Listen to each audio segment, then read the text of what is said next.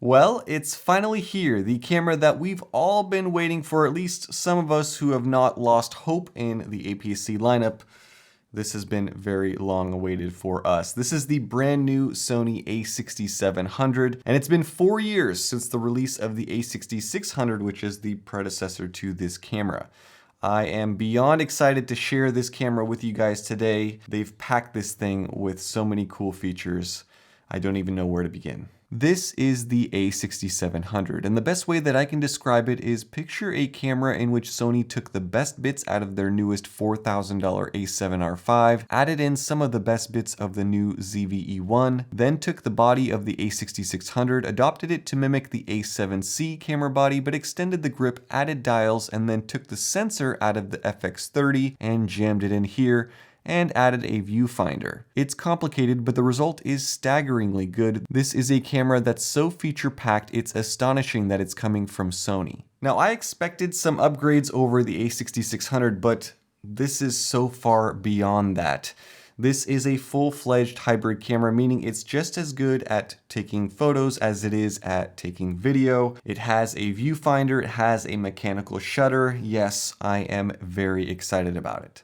Let's start with the headlines. The new A6700 has the excellent sensor that comes in the Sony FX30. It's a 26 megapixel back illuminated Exmor R CMOS sensor with the Bionz XR image processor. It also has a dedicated AI processing unit similar to what we've seen on the A7R5. The result of these two changes is that it has, according to Sony, 8 times the performance of the A6600. The back illuminated sensor gathers 30% more light, it is highly sensitive with low noise, auto exposure is 20% more accurate, eye autofocus tracking has improved by a massive 60%, animal and bird tracking has improved by 40%, and it can now track insects, trains, cars, and planes. The A6600 had 425 phase detection autofocus points. This new A6700 has 759, and they cover 93% of the image area. And when you couple that with the AI processing unit, which has deep learning, you can lock onto and track subjects far away, even when they are wearing a helmet. It will track a subject that isn't facing the camera. It can differentiate between subjects because of posture. So let's say you are shooting a wedding and want a bride to be in focus. This camera can and will track just the bride. And while this facial recognition feature isn't new to Sony, it has been improved now to where even if your subject's face is tilted or in a shadow or in backlight, it will still be tracked. And practically speaking, it is now effectively impossible to shoot an out-of-focus photo or an out-of-focus video if you have a lens with autofocus on this camera body. It's impressive how easily it tracks the back of someone's head, but in reality, it is calculating movement and eye proximity and location all in real time. And now these improvements in autofocus accuracy also apply to the night, because with this new sensor and the processing behind it, you can retain highly precise autofocus down to -3 EV. And to top it off, you can use these autofocus functions while zooming, even with clear image zoom and digital zoom. Another benefit of having that AI processing unit is that this camera can do auto framing just like the new ZV-E1 can. So you can set it up, leave your camera on a tripod, and it will follow you around, track you, and frame you to make it seem like you have a videographer behind the camera. Now let's go back to that sensor for a little bit, because it is a piece of work. You can go up to ISO 32,000 for movies and ISO 102,400 for photos. This new camera offers 14 stops of dynamic range for video recording with an extremely fast sensor read speed. It has built-in image stabilization, which provides up to 5 stops of compensation. For photos, you can shoot up to 11 frames per second with this new camera, all with autofocus and auto exposure. Take a listen.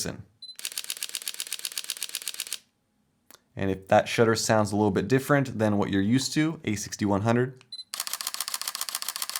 it is very different. I'll explain here shortly. This new camera has a mechanical shutter that is all new and low vibration, and it has been tested to over 200,000 actuations. The buffer on this new camera is over 1,000 JPEGs and over 55 compressed RAW files. In terms of video performance, the A6700 has 6K oversampling, 4K up to 120p just like the FX30, and this is the big one. 10-bit 422 color sampling, and recording formats up to 600 megabytes per second. You get all of the color profiles you want: S-Log3, S-Gamut3 Cine, S-Cinetone, HLG, and assignable user LUTs. Focus breathing compensation, focus mapping, anti-flicker shooting, and flicker-free shooting with a variable shutter. The design is familiar, but it's all new. The body is placed onto a magnesium alloy chassis. It is a dust and moisture resistant design, nicely textured, and it comes in one color, black. The grip is excellent. Sony describes this as a full frame grip on an APS-C camera body, and I would agree with that. It is the most comfortable grip I've ever seen on an APS-C camera, apart from the grip on the FX30, but that is a full frame body anyway. This grip is larger than the one on the A6600, and I wish I had it on every other APS-C camera that I own. And you can see here, compared to my A6100, this is a noticeably larger camera body. At the top, there is an on-off switch located around a larger shutter button. In front of that, there is a dial, which is a first for an APS-C camera, which is great because now you have 3 rotating dials to control aperture, shutter speed, and ISO independently. The C2 custom button is here next to a record button, and it looks like a microphone to the left. The mode dial is refined now with a sub mode dial that moves between photo, video, and S&Q, and this is the best way to do it. I like it a whole lot more than how you have to shuffle through modes on the FX30 by pressing buttons repeatedly and waiting for a change. There's another dial here on the right, a digital audio multi-interface hot shoe, and that all new A6700 branding. On the back, finally, a viewfinder. This one is a 107% magnification 2.36 million dot XGA OLED electronic viewfinder that is, in Sony's words, quote, almost as bright as the one on the A7R5, end quote. I can tell you that it is much brighter than the one on the A6100, and it looks better in every way. The flippy screen is fully articulating, no fancy A7R5 style screen here, but it will do. Standard buttons on the back here, no real changes, except I will mention all of the buttons have a bit more travel, so they feel a little more tactile than previous APS-C bodies. On the very edge, you'll see the old location for the record button is now where the C1 custom button lives. On the left side, you get a port layout that is similar to the A7C, nice sturdy flaps, mic jack, USB-C charging port, 1 SD card slot, mini HDMI, and a headphone jack. This body uses the familiar Z battery and is rated for 550 still images with the EVF and 570 with the LCD. Overall, the body feels good. It feels refined, it feels well done, it feels simple, familiar, but improved in various ways that are significant because they make using the camera just that much easier. And when you get to the menu system, which is the new one that we see on the FX30, it's refined, it's easy to use, you can swipe from the bottom and change any setting you can possibly need to change. Gone are the days of having to scroll and scroll and scroll just to make one small change and then scroll and scroll and scroll to another section to make another. It's a grown-up camera that has been developed very well, and realistically, it's not a step down from even full-frame cameras. I see it as more of a step up from the majority of other Sony cameras out there. Even when you take this and you compare it to something like the FX30, there are certain benefits and features that this new camera has that the FX30 doesn't have. FX30 doesn't have a mechanical shutter, has no EVF, has no AI processing unit.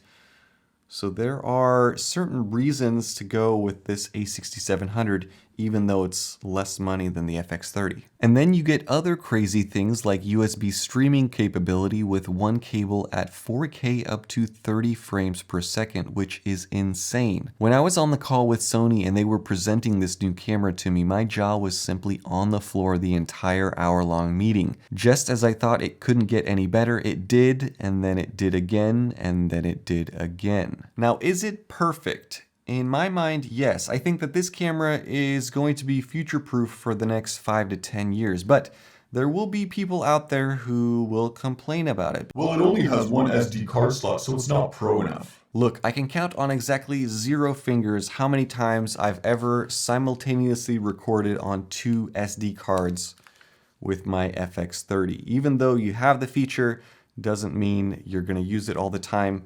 SD card failures are pretty rare nowadays. Oh, but it has a crop at 4K 120, man. Who cares, honestly? If you're shooting at 4K 120 with a slight crop, does it really matter that much? Are you going to be shooting for extended periods of time where a slight crop with a massive 26 megapixel sensor is going to make a difference?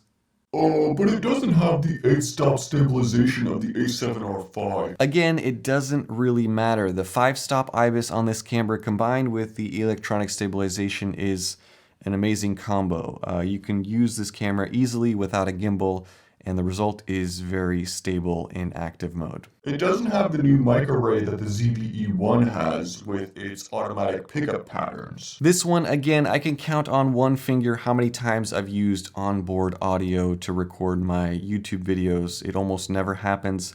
And with this new digital interface, Hot Shoe, you can add any number of Sony's excellent microphones, one of which is coming out today that I haven't even tried out, but it's very good from what I hear.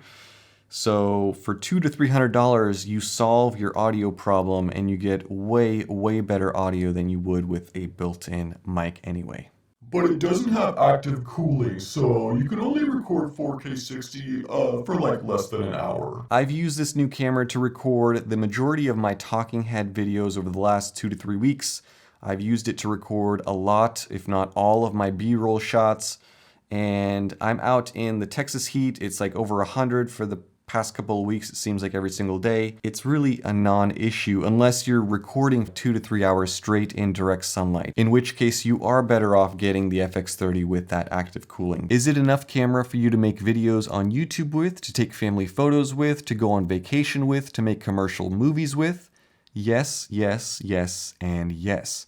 It's more camera than I would say probably 95% of people out there even need. It's genius, it's innovative, it's revolutionary. You watch this camera at work as it tracks people and it simply blows your mind. No other camera manufacturer out there will give you this level of autofocus, of subject tracking, no matter how much money you give them. And then you get to the price, which I don't have at the moment, but I'm about 70% sure that this thing is going to be $1,400 US or $1,399. And I'm going to say this very clearly and concisely. It is absolutely worth $1,400 US. This is a camera that is $400 less expensive than the FX30, but in my opinion is better in a multitude of ways. It's $800 cheaper than the new ZVE1. And again, in my opinion, it's better than that camera. It is an impressive piece of gear and an impressive tool for the money. In my mind, it is a mini A7R5 with an APS-C sensor for a third of the price. So you're probably asking yourself, is Arthur going to buy one? Well, the answer is yes, duh, of course. I can't wait to get my own and I can't wait to use it more. It has breathed new life into this APS-C lineup. The 10-bit colors, the S-Cinetone, these are really big, significant features that have been missing from this lineup for the past decade. And this video is completely independent. All Sony did was they sent me a camera and they told me about it. They didn't tell me I should make a video about it. They're not reviewing this for even accuracy.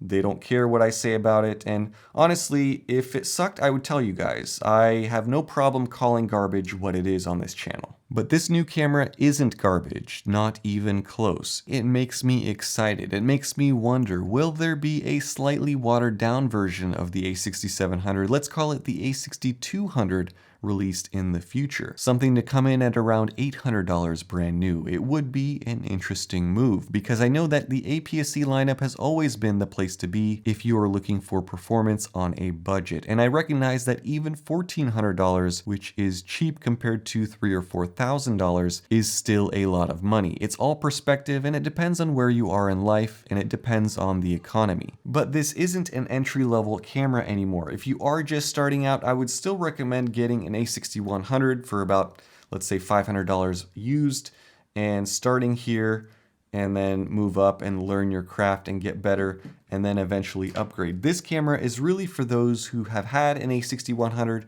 A6500, A6600, who have perfected their craft or grown in their craft and are now ready to take advantage of the new features, of the new colors, the 10-bit colors, 422, the higher frame rates, etc., etc. Perhaps this is also a camera for those who went full frame, but now the allure of something more compact but certainly capable is enticing. And I see a lot of people who have maybe an A7 III or an A7 IV look at this and say, wow, it has more features than my full frame camera. Maybe I should pick this up, sell my other gear, and save a little bit of money in the process. I don't know, but what I do know is that this camera is going to shake things up, and I am elated really about it. I'm very excited for it. Let me know what your thoughts are down in the comment section below. Are you excited about this camera? Are you getting one? Are you holding on to your A6100? Are you going from full frame to this camera? Is it enough? Is it expensive? Let me know down in the comments. If you are interested in picking this up or reading more about specs, I didn't include everything in this video because this video is already way too long. I will leave a link in the description box, so definitely check that out. You can probably pre-order it or buy it through that link. Special thank you for watching this video all the way through. Thank you guys so much for all of your comments, all of your likes, and your support.